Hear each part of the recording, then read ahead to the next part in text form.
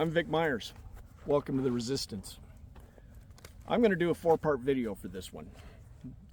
I hope you'll stick through it to the end, because I think by the end you'll understand why it concerns me a great deal. Part 1 is going to be about the Dred Scott decision, a Supreme Court decision of 1857. Part 2 is going to be about Donald Trump saying he's going to end birthright citizenship. Part 3 is going to be about Article 5 of the Constitution. And Part 4 is going to tie all 3 videos together, and I hope you'll see why it concerns me a great deal. So Part 1, the Dred Scott decision, 1857 United States Supreme Court. It was a 7-2 decision. It was widely regarded as the worst decision by the Supreme Court of all time. Now, if you consider the damage that Citizens United and Dobbs have done, then it's arguably not the worst, because it was rendered moot by the 13th and 14th Amendments. So what is the Dred Scott decision? Dred Scott was a slave, he and his wife, and they were suing for emancipation. And at the end of the decision, this is a very important part, the decision says that American citizenship is for whites only. American citizenship is for whites only. Now, this decision, the way it was worded and the arguments and all that, it was considered to be an originalist decision.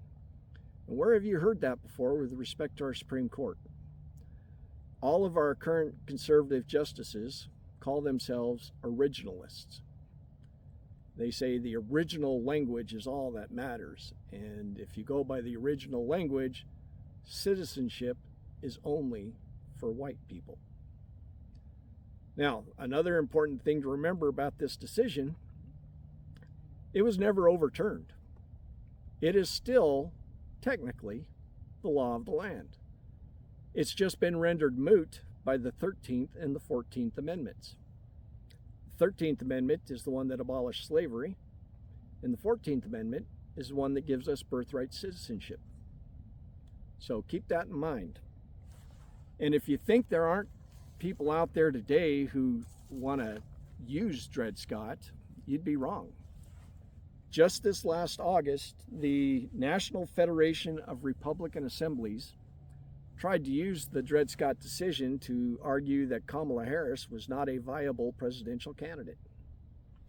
In 2016, I think it was, a guy by the name of Stephen McAllister used the Dred Scott decision in an argument, he was the Solicitor General for Kansas. In arguing before the Kansas Supreme Court, he used the Dred Scott decision to support his case in an anti-abortion argument. And that same Stephen McAllister went on to be a U.S. attorney in the first Trump administration. So folks, Dred Scott decision says only white people can be citizens. It has never been overturned, only rendered moot by the 14th and 13th Amendments. That's the important thing to remember going forward. Oh, and that the Republicans still believe in it. Good day.